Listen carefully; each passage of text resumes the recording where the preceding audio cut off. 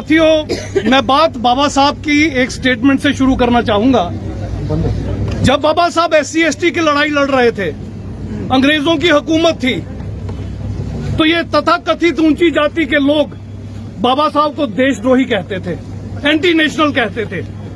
उन दिनों में बाबा साहब ने एक स्टेटमेंट दी थी कि अगर देश और मेरे बीच में कभी कंपैरिजन हुआ तो मैं देश के लिए मर मिटूंगा, मगर अगर कभी देश और मेरी कम्युनिटी के बीच में संघर्ष हुआ तो मैं अपनी कम्युनिटी के लिए मर मिटूंगा, देश को बाद में देखूंगा। उसके बाद संविधान आया और संविधान में हमें हक हकूक मिले, लेकिन बड़े अफसोस के साथ ये कहना पड़ता है कि बाबा साहब की दूसरी स्टेटमेंट जब आप सुनेंगे तो आपको पता चलेगा हमने गलती कहां कर दी।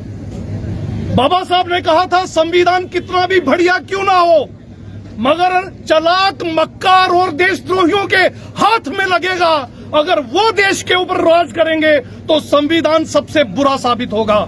और अगर संविधान कोई बुरा भी क्यों ना हो, देश चलाने वाले लोग अगर देश के प्रति निष्ठावान, कर्मठ और देश के हित में काम करने वाले हो तो संविधान बढ़िया साबित होगा।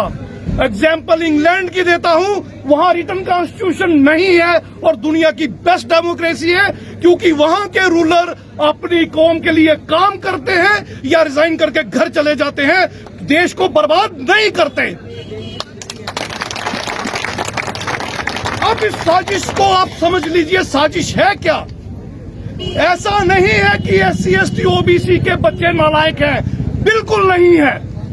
IAS की पिछली 20 साल की लिस्टें निकाल लीजिए, रिटर्न में SC ST OBC टॉप पे होता है।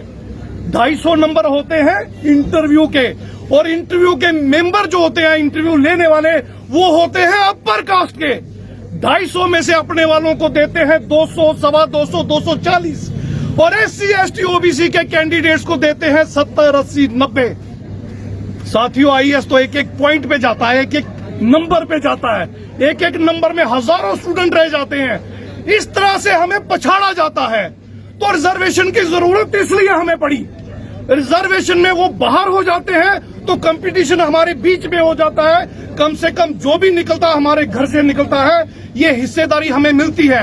अब साजिश क्या रची है GD शर्मा साहब ने, रिटायर्ड जस्टिस GD शर्मा साहब, जो RSS के इशारे पे, भाजपा के इशारे में, हिंदुत्ववादी संगठनों के इशारे पे, बैकवर्ड क्लासेस कमीशन की रिपोर्ट पे काम कर रहे थे, जिनको शायद अपना बेटा हाईकोर्ट जज बनवा रहा है कि उनकी क्या इंटरेस्ट है।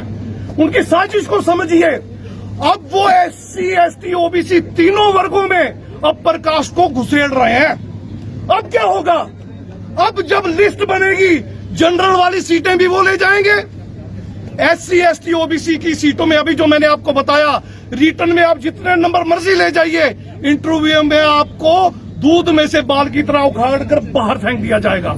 और सारी सीटें किसको मिलेंगी? 3, 4, 5 या 6%, 6% अपर का 100 कार्ड लोगों के बच्चों को मिलेंगी। और हमें क्या मिलेगा? हमें क्या मिलेगा? मैं याद दिलाना चाहता हूं, जब 5 अक्टूबर को जहां पर 19 में 370 और 35 वाला मसला हुआ, आपको पता है 6 महीने तक अखबारों के पूरे पेज पे क्या होता था? OBC के लिए बड़े बड़े वादे, SC के लिए बड़े बड़े वादे, ST के लिए बड़े बड़े वादे। और हम आप सब लोगों को आगाह कर रहे थे, लगातार प्रेस कॉन्फ्रेंसेस कर रहे थे, लगातार एहतजाज कर रहे थे, हम सबको चेता रहे थे, ये आपको धोखा देंगे, ये छलेंगे आपको, आपकी आने वाली नस्लों को बर्बाद करेंगे। आप देख लीजिए, OBC को 2% मिलता था, वो भी नहीं मिल रहा, उसमें भी इन्होंने अपर कास्ट घुसेड़ दिया। अब कुछ नहीं मिलेगा OBC को। SC में भी इन्होंने कुछ ऐसी जातियों को इंक्लूड करने का फैसला किया है जो डिजर्व नहीं करती, और इसी तरह से पहाड़ी स्पीकिंग को ST में डालकर आपके हक पे डाका डालने का काम किया जा रहा है। अगर ये हो गया तो नोट कर लीजिएगा, 2023 के बाद जितनी पोस्टें ST की निकलेंगी जम्मू कश्मीर में, आपका एक आधा बच्चा आ गया तो मुझे पता नहीं, एक भी बच्चा आपका अब सीट नहीं निकाल पाएगा, याद रखिएगा। ऐसा नहीं आप नालायक है, मैंने बता दिया आपको, उनका षड्यंत्र है, क्योंकि सिलेक्शन कमेटियां उनके हाथ में है, इंटरव्यू उनके हाथ में है, लिस्ट वो निकालेंगे, आप जो करेंगे उसका फल आपको नहीं मिलेगा। तो ज्यादा वक्त मैं नहीं लूंगा, इस साजिश को घर घर जाके समझाइए। हम उनकी लड़ाई लड़ रहे हैं जिनको अभी समझ भी नहीं आई, जिनको अभी ये बात पता भी नहीं चली आरक्षण होता क्या है। अरे भाई 100 अफराद हो और 100 रोटियां हो, सबको एक एक मिलनी चाहिए, यही रिजर्वेशन है। हम किसी दूसरे की रोटी नहीं मांग रहे, मगर ये 3, 4, 5, 6 जो है 100 की 100 खाना चाहते हैं, ये हराम की खाना चाहते हैं, हमारे हक की खाना चाहते हैं। ये हम नहीं होने देंगे, चाहे कुछ भी हो जाए।